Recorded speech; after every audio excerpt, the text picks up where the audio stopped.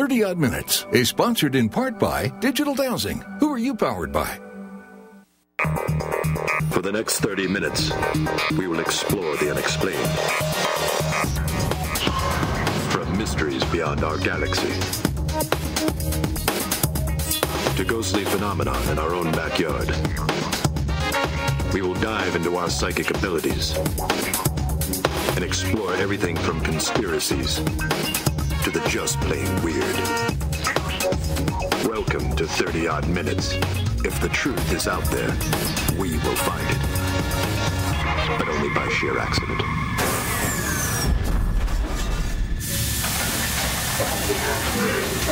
Hey! Welcome to 30 Odd Minutes. It's great to have you guys here. We have set the mothership down in a field of cattle. Why? Because tonight we're talking about animal mutilations and ETs. Don't be too concerned. We've already eaten tonight, so we will leave these cows alone. It's okay, guys. It's okay. Although no promises when Matt Moniz gets hungry. Speaking of Matt Moniz, let's say hello to our crew. Matt, how are you this evening? Andrew? Matt. Good to have you guys here. Everything okay? Yeah, fine. Doing just fine, Jeff. All right, excellent. I'm getting hungry. You're getting... Listen, we have to get through the show first. But soon enough, we will abduct one of these cows, I'm sure. What's going on this week, Andrew? We just pulled that up out of the computer.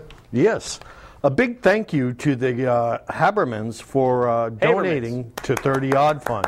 Thank you very much. Yes. That keeps gas in our tank. I would say so. And also came up on the scanner was a hello to all the oddballs watching us in North Liberty, Iowa on NLTV. North Liberty was just recently mentioned as America's top 100 small towns by Money Magazine. And we have no doubt that the availability of 30 Odd Minutes in the town has a lot to do with that ranking. Obviously. Well, if Money Magazine's saying that they're one of the top towns, that means they should be able to donate pretty well, right? You'd think. You'd think, of course. Good point there, Matt. All right. Thank you, gentlemen. That away. We'll be checking back with you soon. North Liberty, Iowa, welcome. Thank you for being with us. We enjoy having you. All right, very good. So tonight's topic, it's going to be a little uncomfortable for some people. I mean, let's face it. But are we visited by advanced extraterrestrial beings? Are they abducting our people or animals? If so, what's the evidence? Tonight we're going to explore some of the signs of visitation. And I should warn you that some of the images are graphic. So go wake up your kids because they're going to love this stuff. Tonight's guest is the founder of UFOnut.com. He has a background in law enforcement. You've seen him on the Sci-Fi Channel, National Geographic, NBC, and Animal Planet. And tonight, he's all yours, oddballs. Please welcome live from Colorado Springs, Colorado, Chuck Zukowski. Yay! Hey, welcome, Chuck. How are you? Hey, how are you doing tonight? I'm good. I don't want to alarm you, but there's a giant alien behind you that looks like he's about to pounce on you. Yeah, you know, there's a few aliens in my office, along with a lot of Star Trek memorability, too. So you would fit right in here aboard the mothership. We appreciate you coming aboard this evening to talk about this wild subject. How does a nice guy like you get into cattle mutilations? Are you just sick or what? Pretty much. Yeah, well, I'm a nut, so that's pretty much it. I've been doing this well over 26 years and been doing a lot of research investigations, different types of paranormal areas. And we happen to have some mutilations out here in Colorado, and I picked up the ball and started running with it. I had done some other, I was familiar with other cases in the past with some of the UFO sightings that I've done, not only in California, Arizona, out here, and then also in Missouri. And there had always been some type of mention of mutilated cows in those areas too. So things started making sense, and there seems to be a lot of commonality between UFO sightings and mutilations. So right. That was a natural. I needed to jump right into it. All right. Now, Chuck, you sent us a video clip of a case you worked on. Let's start here. Let's take a look at this clip, and then we're going to dive into the work that you do. Take a look. This is similar to the Garin count that was in March, where the whole udder area was taken out completely. Scavengers have a tendency of pulling. You can see where, I'll probably give them a close though, cameras where the cuts are pretty clean. I don't see any dark marks around the edges like as if it was cauterized, meaning like a laser cut. But it was definitely cut around the edges. It's really hard to say what's actually causing it. we know from talking with the ranchers that it's not predators, because you know what a predator kill looks like. Wow, that's the first time that's happened. See that? I am really it's really pegging here.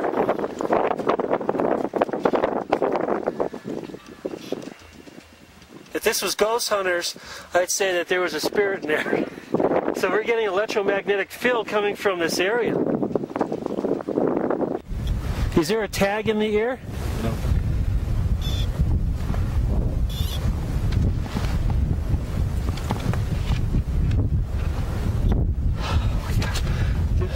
Let's see if it's getting off the radio wave.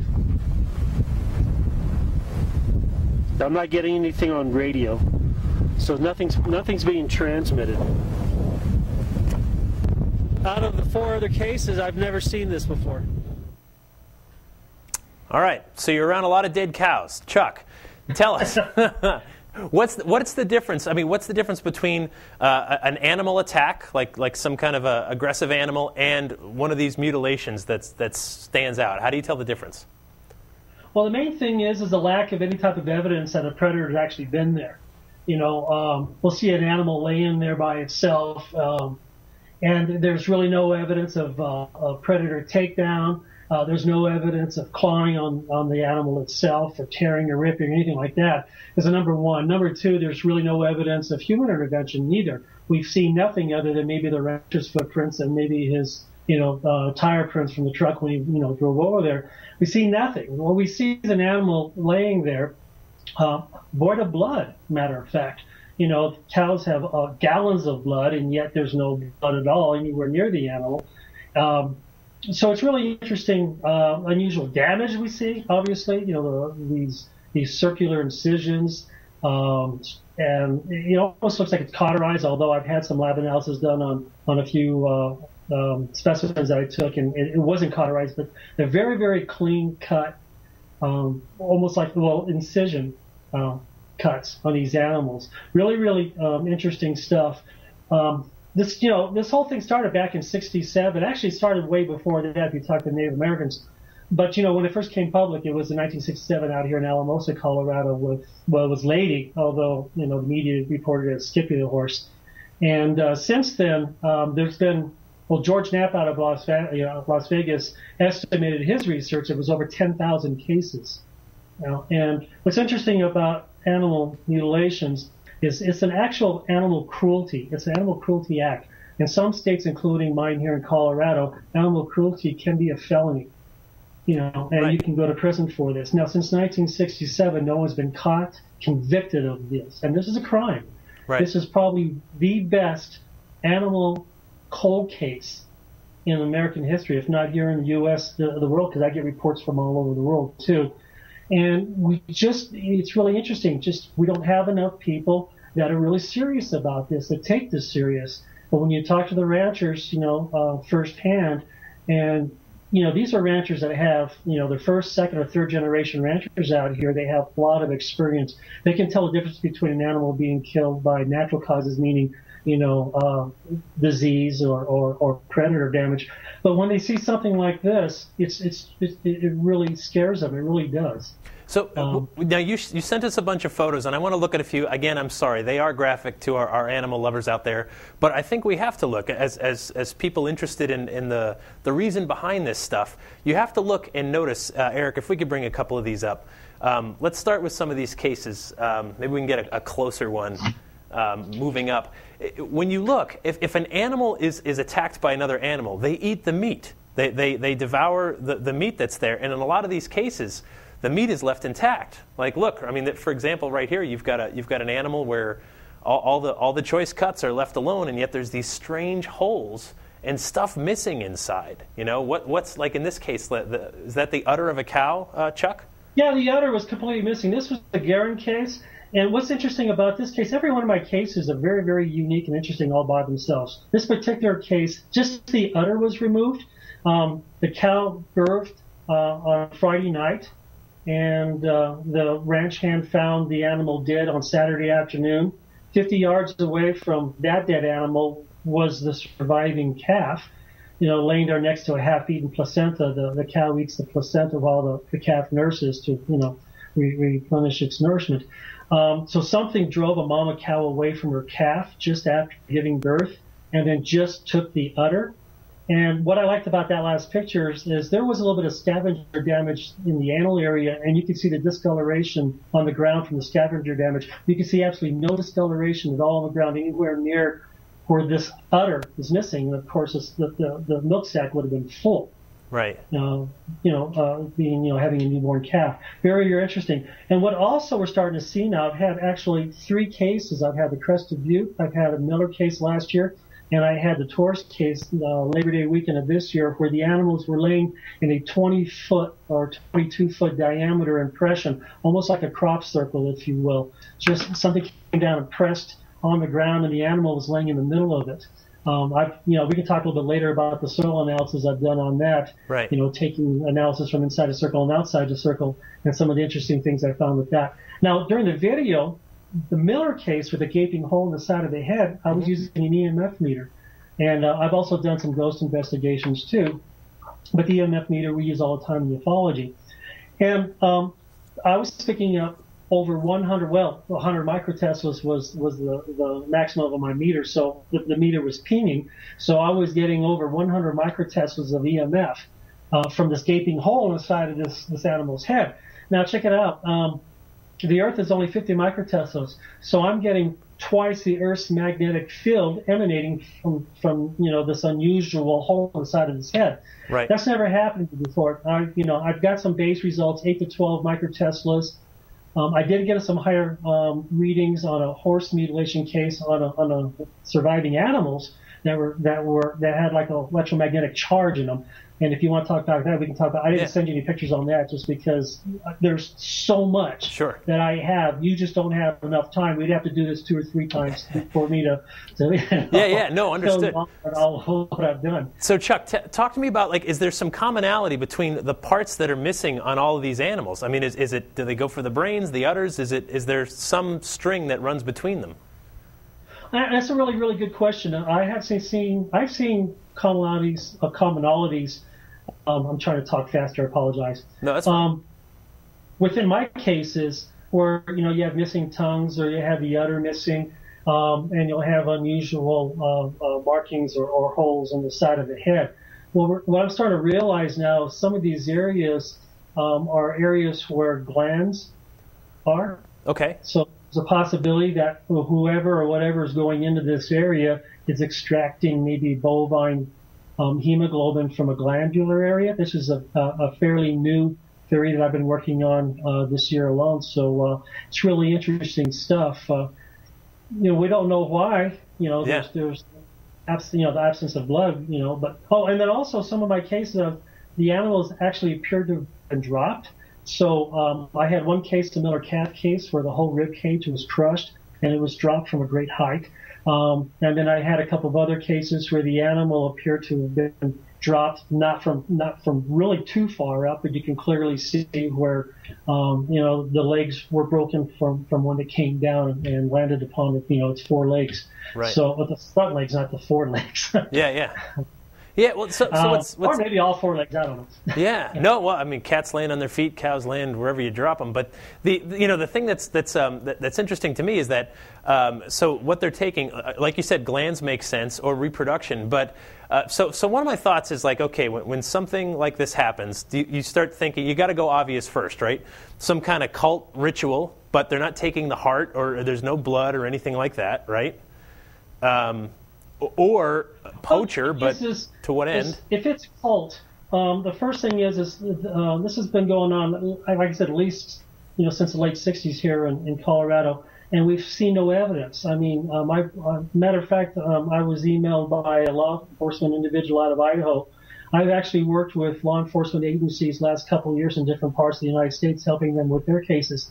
So here you have law enforcement that's trained to look for human evidence, in murder cases and criminal cases and felonies, right?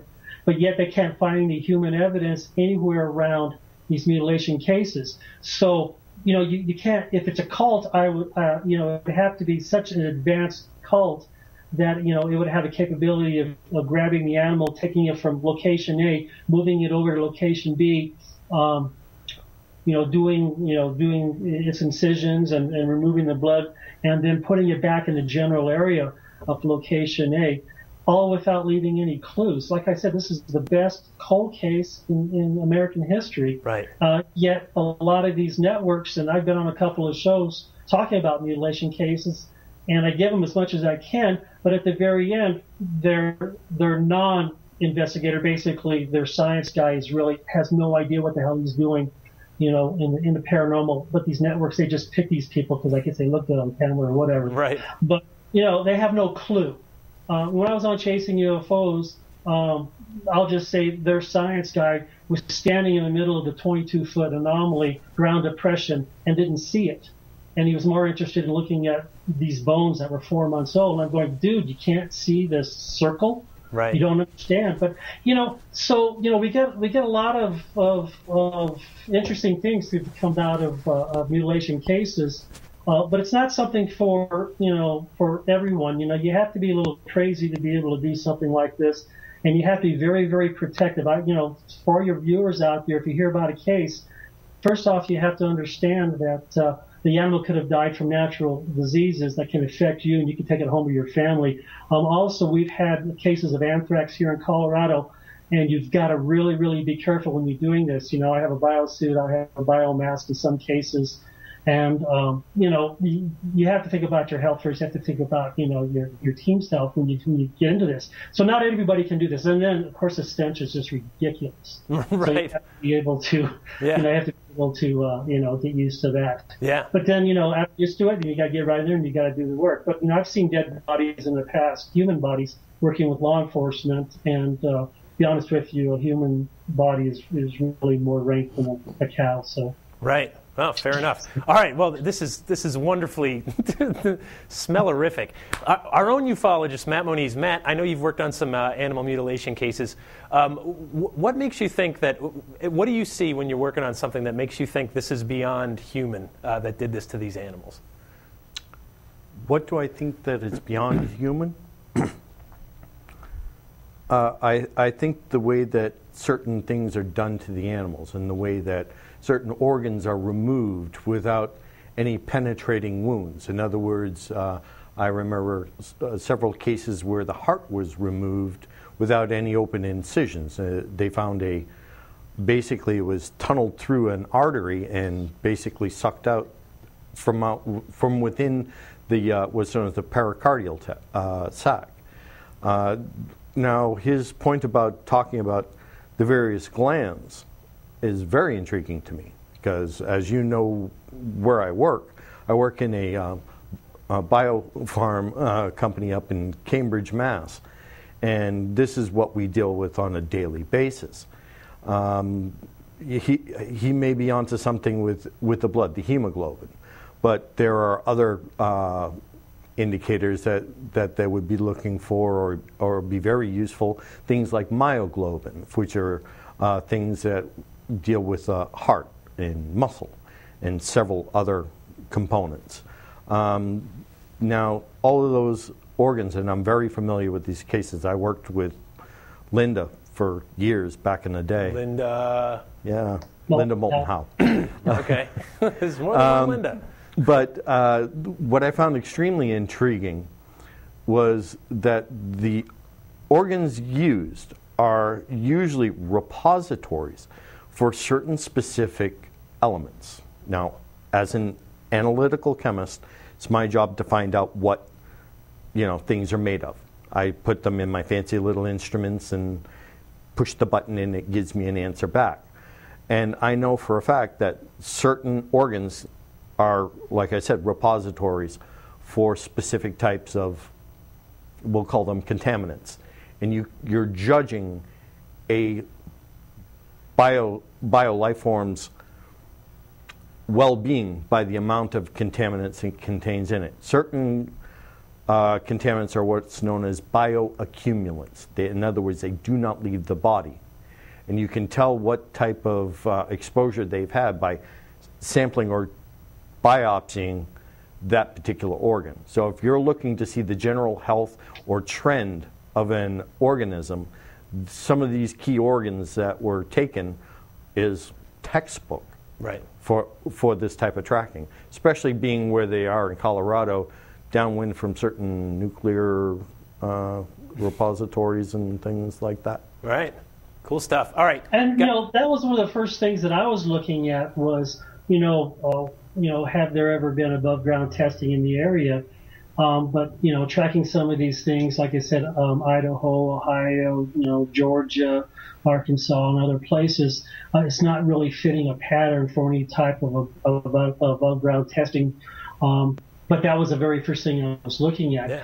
Interesting thing too about the different locations. You asked a question if there's an alien tie-in. Well, if you talk, I do investigations on alien abductions, and you always hear the story about hybrids, and we use bovine serum, which is from hemoglobin. We use it for vitro fertilization processes, and then during the Vietnamese War, the Vietnamese army used bovine hemoglobin as basically for transfusions with their soldiers until they were able to get them back, to their first aid areas and actually use human blood. So who's ever taking the blood, if you want to tie it into aliens or you want to tie it into something really unusual, you'd have to look into some type of, hybrid or whatever cases like that. But that's, earlier, that was one of the things I was really looking at was anything in the area that would necessitate, them taking an animal in that area to test for, the environment. And a cow is really, really good for that, having, 5 stomachs. But basically, it's really good for the, knowing what comes in and out in that particular environment. Unfortunately, we've seen horses, we've seen dogs. The Miller case, 1 week before the Miller lost his cow, his neighbor lost their ranch dog. All 4 paws were completely removed and surgically removed, just cut right off. Then I had 2 horses here in El Paso County that were killed due to mutilation, and then we had a surviving horse that had marks on it, and we had a surviving dog that had marks on it too. Then we have other cases of goats and sheep and different other places. Right. So it's not just cows. I was doing a UFO investigation in Missouri, and one of the ranchers that came across a coyote and a rabbit.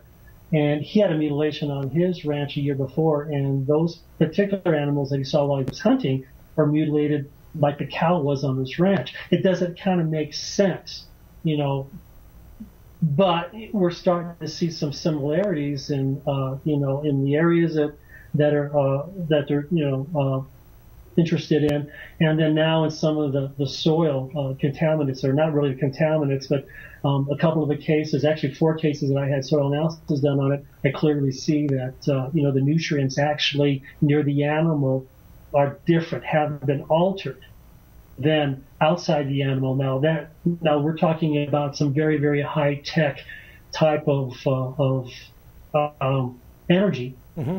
That may have been used to lift the animal and place the animal down, or for whatever reason. And until we actually, I do have a witness somewhere. He just won't talk to me. I've met him, but he claims that he witnessed a case. I just can't get to him yet because he's afraid to. But there's some of these afraid to talk to me.